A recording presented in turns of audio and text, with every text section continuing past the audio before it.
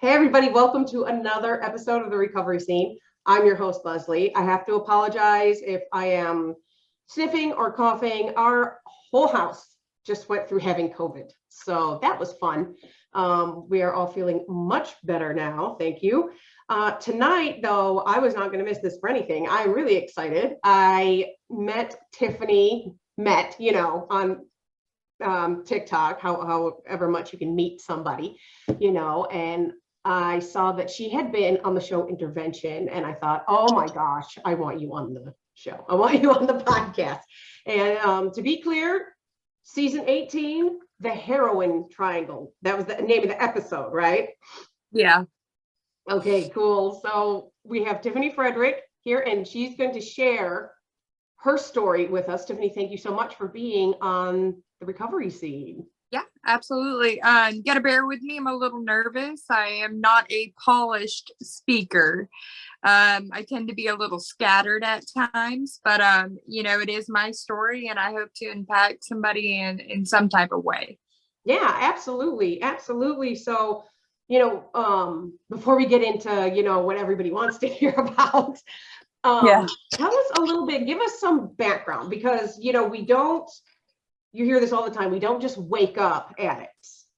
Mm-hmm. It doesn't happen like it's a progressive thing. And sometimes our background really plays a part in it. So give us a little bit about like growing up and what that was like for you. All right, sure.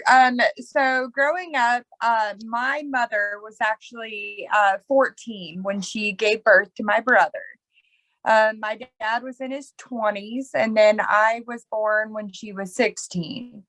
So with my dad being much older than her, she was definitely taken advantage of and introduced to the drug world.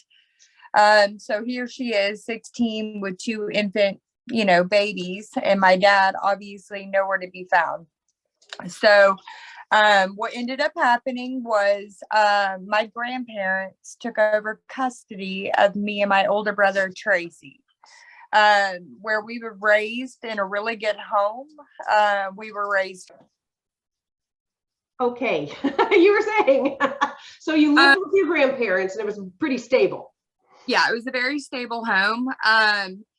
I always wondered, I never met my mom until I was about 16. Now, these were my father's parents, so he was in and out, but I was raised right, and I ended up graduating at the top of my class at 16. And there was like 4 in the state of Georgia. It wasn't because I was any smarter, it's because I wanted to get out of there. Yeah, so my brother started to rebel. He, came to the terms that he was gay, and that my family kind of just disowned him in a sense. So, so he went to go live with my father, who was a drug addict. So my brother ended up doing drugs, and I in high school, the cheerleaders actually were doing meth. Oh, wow. Now, what year was this? I graduated in 2016. Okay. No, 2006. I'm sorry, 2006. Yeah, okay, because that was right after my party scene, and thank God meth hadn't quite made it, but that's when it kind of started to get big. So, but that's really sad. I mean, instead of, embracing your brother, it's not okay that you're gay, but it's okay if you go live with your drug addicted dad. Right. So that's a shame. Yeah. So, 2006, I graduated high school. I went on to college, and then the drugs really started to come into play. I met a guy, his name was Brad, and I'm like, those Brads. Those Brads. So he was doing pills, and before I knew it, I was completely wrapped up. And, my whole life, my grandparents would warn me, don't do drugs because you will end up just like your parents. And like, I was raised that way. That was pushed into me like constantly. And it literally, I didn't even think twice. It was offered and I did it. And then my whole life changed. And it obviously took a turn. So Right. Now, when you say that the cheerleaders were smoking meth, I assume that you did that with them. I'm sorry. You smoked meth with the cheerleaders? Right. So, like I was in school and they were doing it to get skinny, right? So, Right. I started doing that, and then my grandparents caught on to it, and then they put me in an IOP, Okay. high school. So I would go to this IOP, Tell people what an IOP is. intensive outpatient. So it's for people. It's typically like 3 days a week. And it's not like a residential level. When me being in school, this was the best that they thought they could do for me in the moment. I ended up getting kicked out of the IOP for inappropriate clothes, but I was also, 15 or so at the time. So, anyways, I graduated. I went on to college for criminal justice for a little while before everything just kind of fell. Brad. Yeah, For Brad. right. Now, so with Brad, I seriously, I feel like we're using an alias to keep his name private. But Yeah. I don't know what it is. Sorry, Brad's. But so he introduced you to pills. Now, Right. is that all he was doing, or? No. Okay, so it. It started with the pills, and then he kept leaving me to go hang out with his friends, right? So I went over to his friend's house to see what they were doing, and they were shooting up. I didn't even think for a second. I literally stuck my arm out and I was like, I want to try it. So I did, and I was immediately addicted. The very first. Okay, and that was heroin. Yeah. Okay, because you can shoot meth, you can shoot hair, you can shoot so many things. But yeah, I guess if you were in the heroin triangle, that would make sense. And yeah, it's funny. It's like even with the generational part of it, right? Like sexual abuse is generational, addiction is generational, so many things, alcoholism, generational. And it's almost like even though we quote unquote know better, there's something in us, this dark, adventurous spirit, where, yeah, it's almost like an autopilot. We don't even have a second to think, oh, wait, I shouldn't do this. It's just takes over. Yep. It's wild. Okay, so Brad and his friends, and now we're shooting heroin. So now tell us, before we get to the intervention part, because I know there's a whole lot before, people think, oh, you started shooting heroin and intervention. No, like things have to get bad.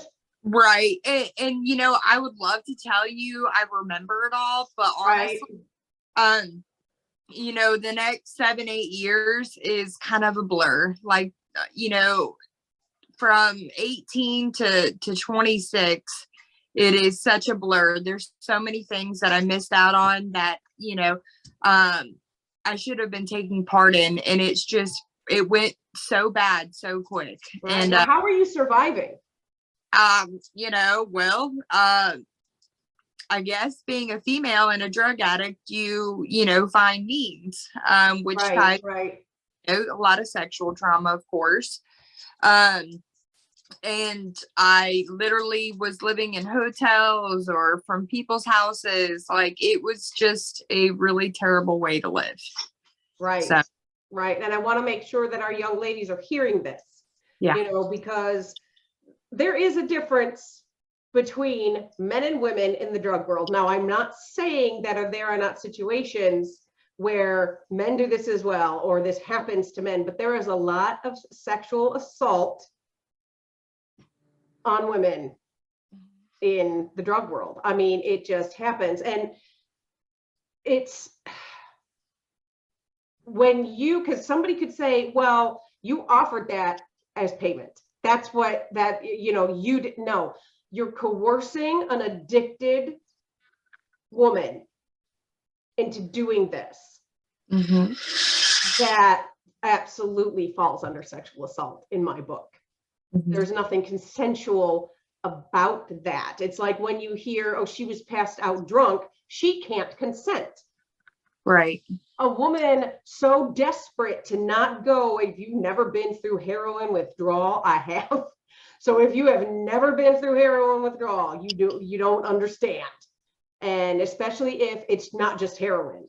So you're going through heroin withdrawal and then whatever else you did with it, and right. Yeah, that to me, that is the exact same situation. There, you cannot consent, absolutely not. And like you said, it's normally not just heroin. It may start that way. But if you don't have the heroin, you're so physically ill that you're pretty much willing to do whatever you can just to feel normal. Right. So then, my daily cycle was I would do meth all day and then I would do heroin. And at this point, I'm a hardcore IV user. And I ended up collapsing all of the veins in my arms. So that landed me at the methadone clinic. Right. So, that's a huge part of my story too. So, my everyday life was like, I didn't have money. Okay. I had nowhere to go. So I needed my methadone even to start the day. So I would go to a gas station and I would tell guys that I've ran out of money. And I would get enough for $9 to go to the methadone clinic so that I could at least start my day. Right. And then, I would get really sleepy. So then I would go get meth. And then I would get really bad anxiety. So then I would go find Xanax. And then at the end of the night, just for fun, I would try to snort heroin, like it's the insanity of it. And that was my life. So. Right. Because when you're using, you're not using in your sleep. So as you're sleeping, it's wearing off. And so when you wake up, it's like, I need to do something now, or, it doesn't take long especially if you're a heavy user and you've been using a while, those withdrawals kick in pretty quick. It's not like 2 days later, I start to feel sick. That's not how it works.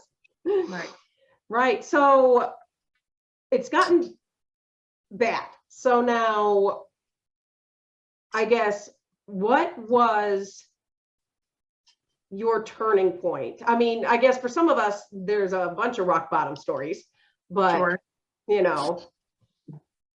What was? So, my turning point was, I got pregnant.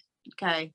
I got pregnant at 25 and, I was still on methadone. I was able to get off of everything else. But once you're on methadone and you get pregnant, you're now on it because you become a high risk. So, no matter what I did, I had to actually stay on the methadone throughout my pregnancy. So when my son was born, the consequence of it is he was in the NICU, for over a month. Right. And me not actually getting clean or working on myself or working a program, as soon as I had him, I was right back at it again. Did the same thing right over. So. Right. Yeah, because there is a difference between just because you're not using doesn't mean you're in recovery, and it doesn't mean that, because you're right, nothing's changed. Mm-hmm. So yeah. And then what kind of effect does methadone have? Is it the same?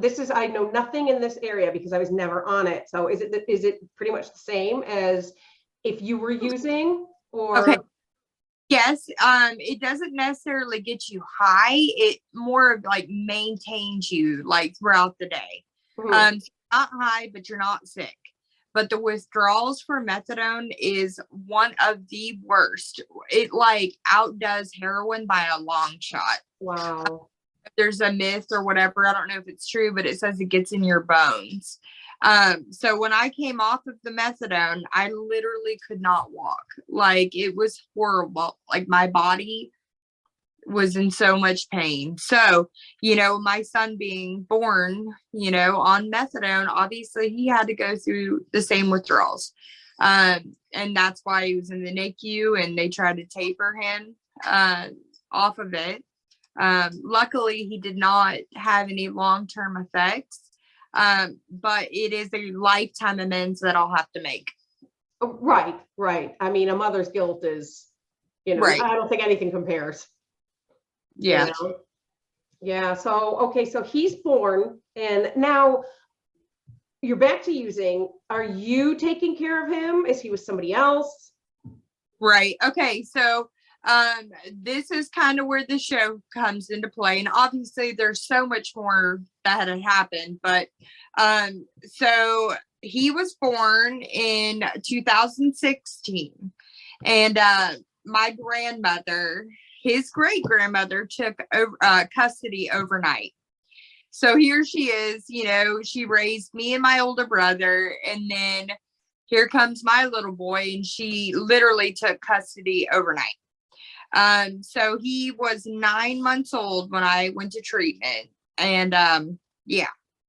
So, and okay, of course, so what's happening in between her having him and you getting on the show? How does all that start? How does all that happen?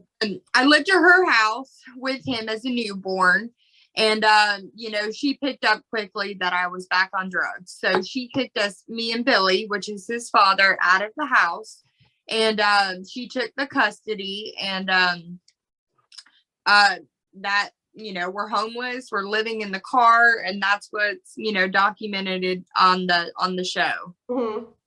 So right now, how did she call the show? Did they? No. Okay. How does So this work?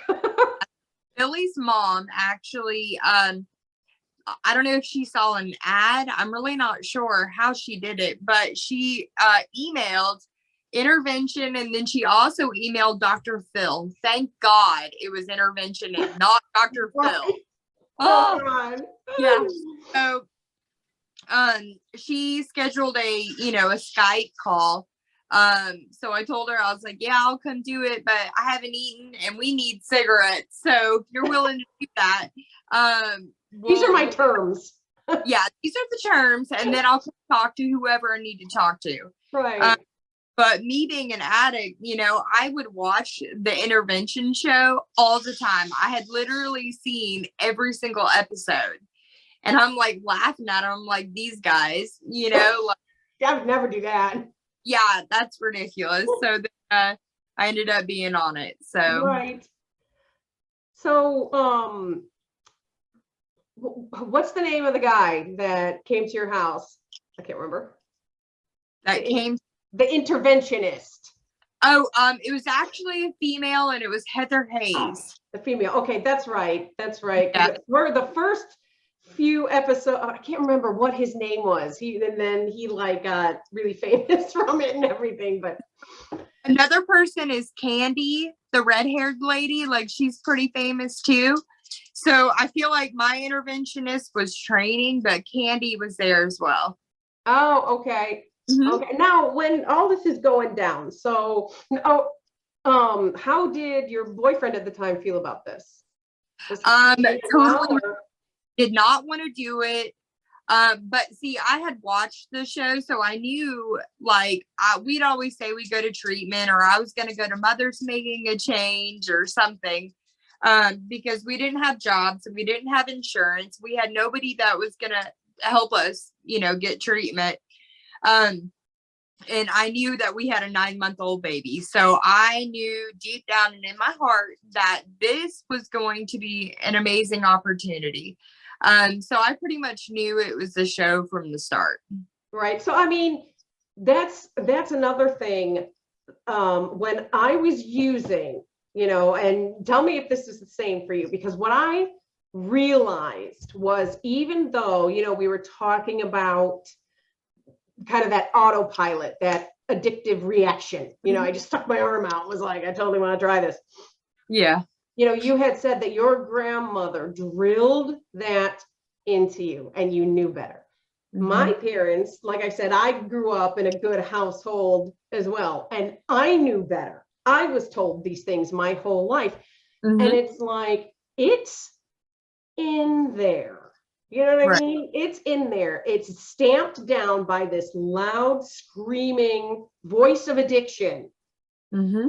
But if we can find it and use it, it's Mm-hmm. like, my parents saved my life. And it wasn't even necessarily because of what they did. It was well, I guess it was what they did, but you know what I mean? It wasn't like the interventions and the everything else. But it was at some point, everything they taught me was still there. Mm-hmm. Do you feel Right. like that was how it was for you? Yeah, absolutely. So what was it like after, they took you to rehab, I assume. Right. So after the whole show was documented, a lot of people are like, was it fake? Like, was it real? Right. It was 100% real. There was no skit. It was real life. Like everything that happened was how it was. That's how I was living. And so in 2017, I was sent to California, and so was Billy.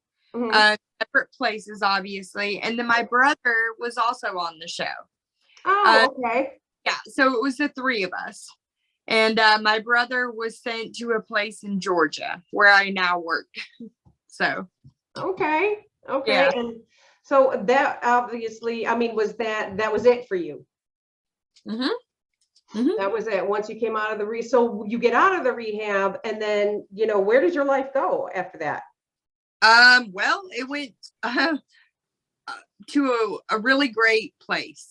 I did 120 days residential, and then I did 6 months of sober living outside of that. I stayed in California, and the place that I went through ended up hiring me there as their detox tech. I was able to get my own like little apartment. I really rented a room in the apartment because it was so expensive. Right. And then Layson was 2 years old when I came home. And Billy actually stayed in California, and he continued to work and save money and do good. At this point, we separated. So on the show, we're like a toxic couple. Right. Actively using and just helpless. It was ridiculous. So we separated. I came home with the baby, and he stayed out there. I ended up getting a job at the treatment center that my brother went to. Okay. So I was hired there as a tech, and then I was a lead tech, and now I'm in charge of the program. So I'm a program supervisor there. That's me. And how long do you have clean? I don't really talk about clean time because it's like quality over quantity. And that's kind of what I preach to my clients too. Mm-hmm. So, yeah. Yeah. Oh, yeah. There's so many different avenues of recovery. And Yep. as long as it gets you to where you're going, Right. all roads are leading to the same goal. So, yeah, absolutely. Absolutely. When I came home too, I pretty much got the job in treatment right away. Like I got home in September, and I started working in treatment in October. And I worked there for about a year, and then I went and got my EMT. I went to the fire school. I passed my CPAT, which was like the agility and everything like that. And then I got promoted, so I ended up staying where I was. But it was a big event in my life, and I was super proud of that. So right, yeah. Imagine. You were a homeless addict, and now you're passing the fitness test. That's really awesome. That's really awesome. Now, I always say the only thing on this show that is off limits is what you do not want to talk about. So. right. Do you talk about your brother? I do. I'm kind of in a place now where I can. Mm-hmm. And I want to reach everybody and let them know, first of all, how special he was to me. We grew up, we were the kids that would hold each other at the window waiting for our dad to show up, and he never would. Mm. He would tell us, hey, I'll be there, I'll take y'all to a theme park, and then he would never show up. And then so we were very, very close, my brother and I, and we went through everything.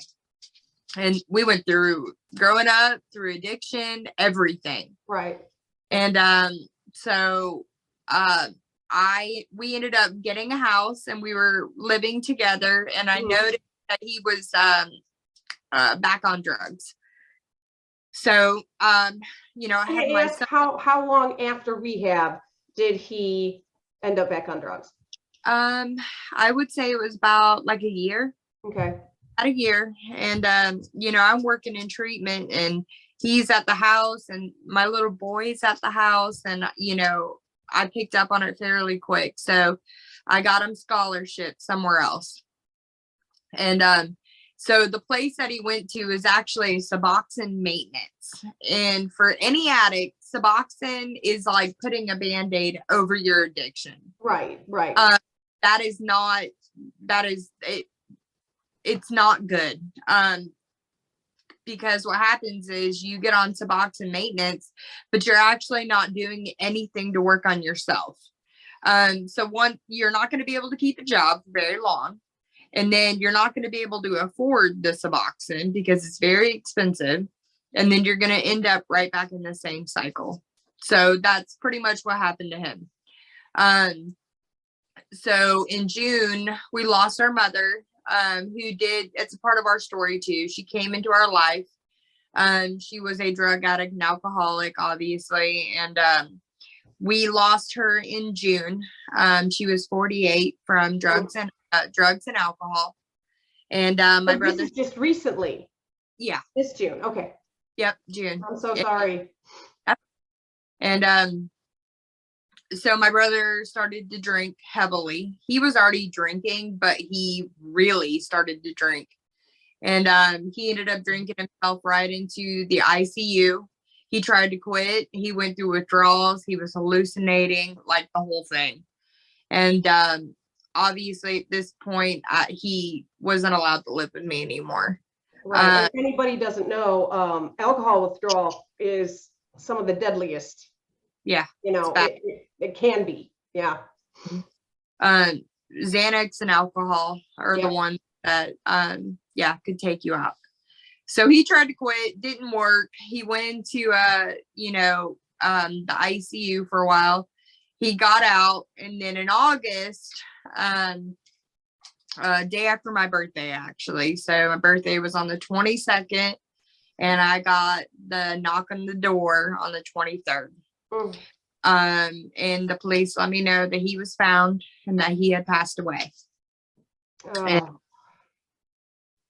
it's kind of hard when I say it out loud. I can imagine. Yeah. And, he was on the show. He was really funny on the show. And he was a huge part of my life for a very long time. So, it's just one of those things. Like, so. Yeah, it's like, when they say we don't all make it out. Right. Yeah. That's a hard, painful reality. Mm-hmm. And there aren't any words, all the I'm sorry's in the world. Yeah. Really don't make a difference. Right. When something like that happens. He had obviously an addiction, to drugs, alcohol. He also had severe mental health issues. Mm-hmm. I don't feel like I did to the extent that he did. So a lot of depression, things like that. Right. Now, did he and your grandmother ever reconcile? Yes. But not like the way my grandmother and I have. Right. It's a little different. He never worked a program. I worked a program. I've worked in treatment for the past 4 years. We were just in different places in our life. So I also had a baby who's now 5, who was my anchor. He was holding me in place, and my brother unfortunately never had anything. I was pretty much his everything. So right.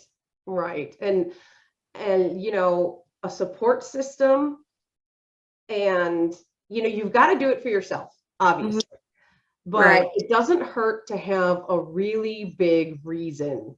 And Motivation never hurt anybody, Right. And I have to tell you, that little guy has been sneaking around behind you this whole time, and he is so well behaved. And I mean, mine would be trying to push their way into the camera and say hi and everything.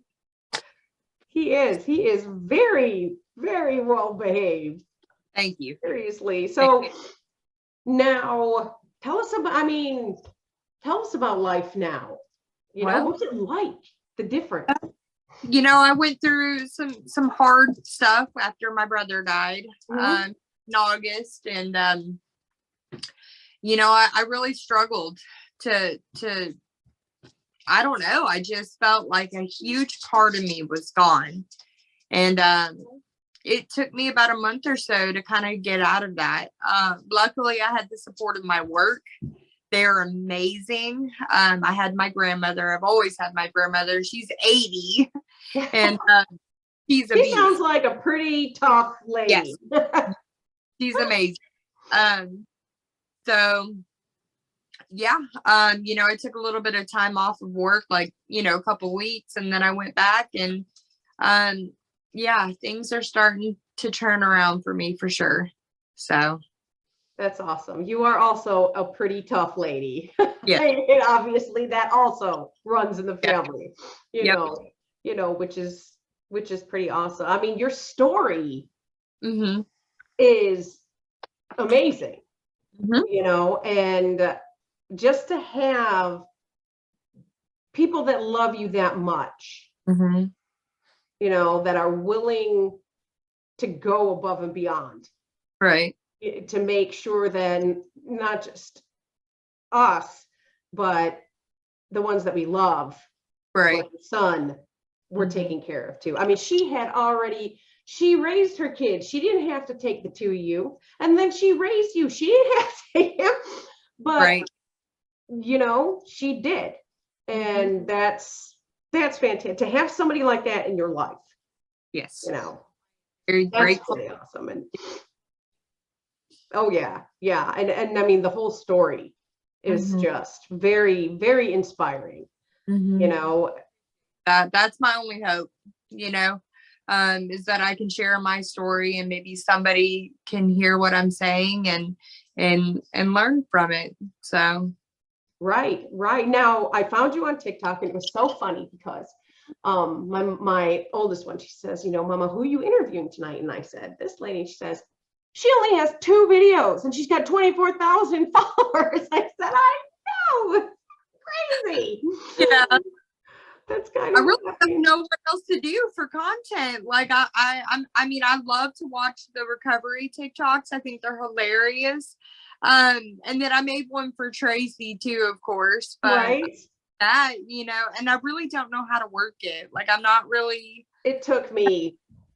We're 2 years in, and I still have no idea how to use the effects, and I don't do any of that. I just talk to the camera, or I mean, just telling your story bit by bit. You have enough for like hundreds of TikToks. So just like give them a little, and then give them a little more, and do it like that. Well, tell them where they can find you, on TikTok or anywhere else that you're on social media or anything. Well, I don't really get on Instagram. I think my TikTok is, what is it? Lace Legend 100, I think. Here, I can look real quick, you guys. I don't even know, because I like to watch, but I hardly ever make them. Right. Let's see. It is, yes, Lace Legend 100. So, and then, but I mean, that's a powerful picture. Yeah. That's you. Oh, yeah, and I have other ones too, and that's what addiction does.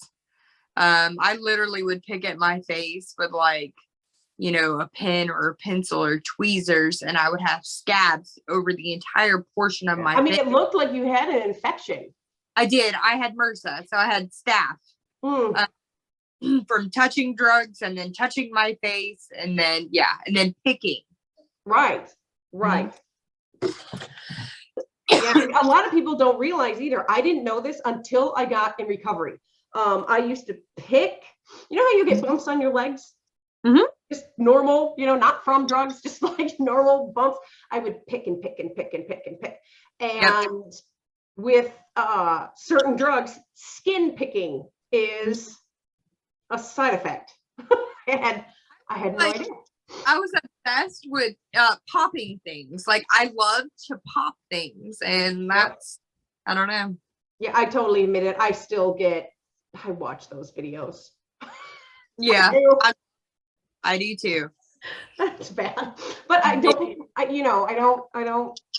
so much pick myself anymore. I will if something pops up, but I mostly watch. Get something, I'm like, come here. I'm like, let me pop it. So I know when my kids become teenagers, it's like, okay, yeah. it's on. Yeah. But there was one more thing that I was going to ask. And now, of course, I got on the subject of picking things and I can't remember. That's okay.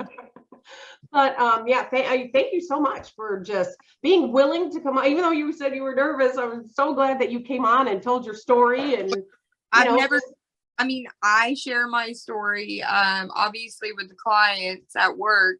But I'm not a huge fan of, I'm always so nervous in meetings. Like, I can barely read. I'm just like, I'm sitting in the back and I just cannot even stand it. Right. So this was something, definitely out of my comfort zone. But I had to tell you, okay, so 1111 is a number. I used to always see this number and I would make a wish, right? So 1111, actually, my brother, the police were called at 1111, right? And I see this number all the time. And I sent my dad a picture of me and him as a kid and my brother. And when I sent it, it said 11 of 11, right? Then I was looking at my watch the other day to just see, my steps, and my steps read 11,111. And then the miles was like 5.42, which equals 11, right? 5, 6, 7, 8, 9. Yeah, 10, 11. Yeah. So that was 11, which was really cool. And it really made me feel like, my brother's with me, my wife to read those numbers exactly. Mm-hmm. And what's interesting is when you sent me the message to see if I was willing to get on here and share my story, it was sent at 11:11. That is wild. So that was my sign to go ahead and say yeah, because I normally would never do this. So yeah, I thought that was really cool.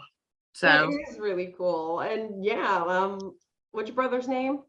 Tracy. Tracy. Thanks, Tracy. Because I'm so glad that you did. Yeah, I am. 11. Yes, that is very cool. So thanks again. And we'll have to catch up again. Sure. Later and just see how you're doing and how things are going and everything. Yeah, so that was awesome. So that's going to do it for this episode of The Recovery Scene. I hope you guys really liked what you heard, because I did. And remember, addiction isn't pretty, but recovery is beautiful. And we'll see you next time. Bye.